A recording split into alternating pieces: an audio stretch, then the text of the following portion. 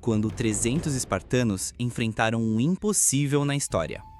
Imagina só, você está numa praia estreita, cercado por montanhas, e do outro lado vem literalmente o maior exército que o mundo já viu. São mais de 200 mil soldados persas querendo te transformar em picadinho. Normal seria correr, né? Mas não se você for espartano.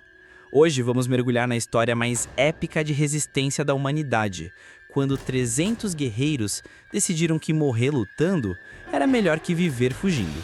Prepara o coração porque essas histórias vão te arrepiar. História 1. O rei que escolheu a morte perfeita. Vamos começar com Leônidas, o cara que literalmente definiu o que significa morrer com estilo.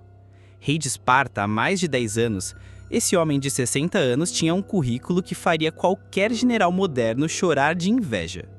Mas em 480 a.C., ele recebeu a notícia que mudaria tudo. Xerxes, o imperador persa, estava vindo com um exército tão grande que os espias nem conseguiam contar direito. A cena é cinematográfica. Leônidas de barba grisalha e cicatrizes pelo corpo todo, reunindo seus 300 melhores guerreiros. Não era qualquer um, eram todos pais de família, veteranos que já tinham provado seu valor 1000 vezes. O plano?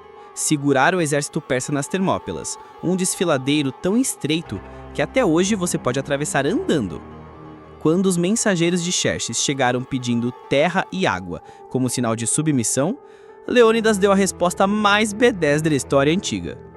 Em vez de diplomaticamente recusar, ele literalmente chutou os caras num poço gritando "This is Sparta!".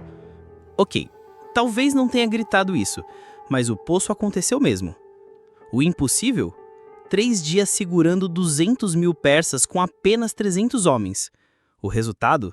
Leônidas morreu como queria, em pé, lutando e criando uma lenda que até hoje Hollywood não consegue superar. Literalmente definiu o conceito de morte épica.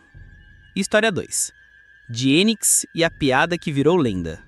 Agora vem meu personagem favorito dessa história. Diênix, o espartano com o humor mais ácido da antiguidade.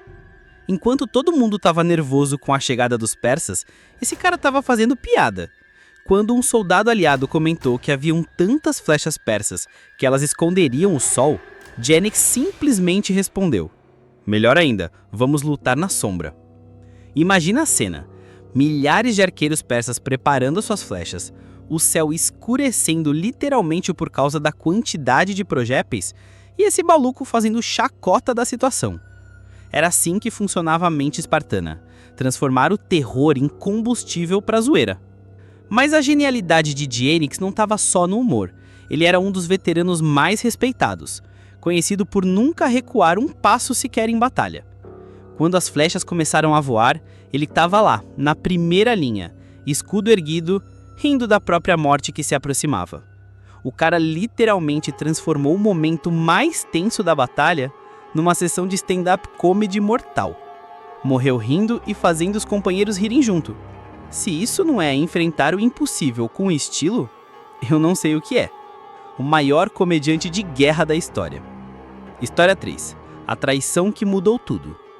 Terceiro ato da nossa tragédia grega. Enter Ephialtes, o grego que conseguiu ser mais odiado que qualquer persa. Esse cara era local, conhecia cada pedra das Termópilas e decidiu que trair os próprios compatriotas seria uma boa ideia para ganhar algumas moedas persas. A situação era a seguinte: depois de 2 dias apanhando dos espartanos, Xerxes estava desesperado.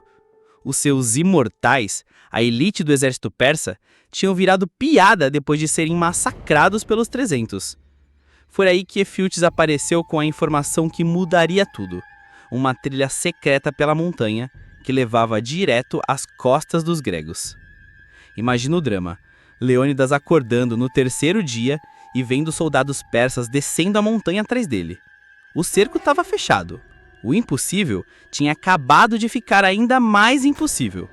Era matematicamente o fim. Mas aqui que fica interessante. Em vez de desesperar, Leônidas mandou a maioria dos aliados embora e ficou só com seus 300 espartanos, mais uns 700 téspios suicidas que decidiram ficar para a festa final. O cara literalmente olhou para a morte certa e disse: "Vem que tem". A última carga foi épica. Leônidas liderando seus homens direto contra o centro do exército persa, tentando chegar até o Xerxes pessoalmente. Não conseguiu, mas morreu tentando decapitar o imperador inimigo. Efiltes conseguiu sua recompensa, mas ganhou junto o título de maior traidor da história grega. Sucesso questionável. História 4. O legado que nunca morreu. Aqui vem a parte que arrepia. A morte dos 300 não foi o fim, foi o começo de algo muito maior.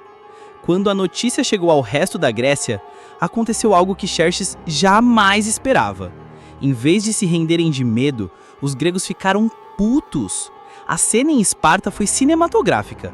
As mulheres espartanas recebendo a notícia da morte de seus maridos e filhos, não com lágrimas, mas com orgulho.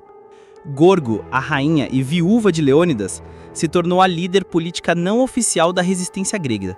A frase dela para as outras viúvas resume tudo.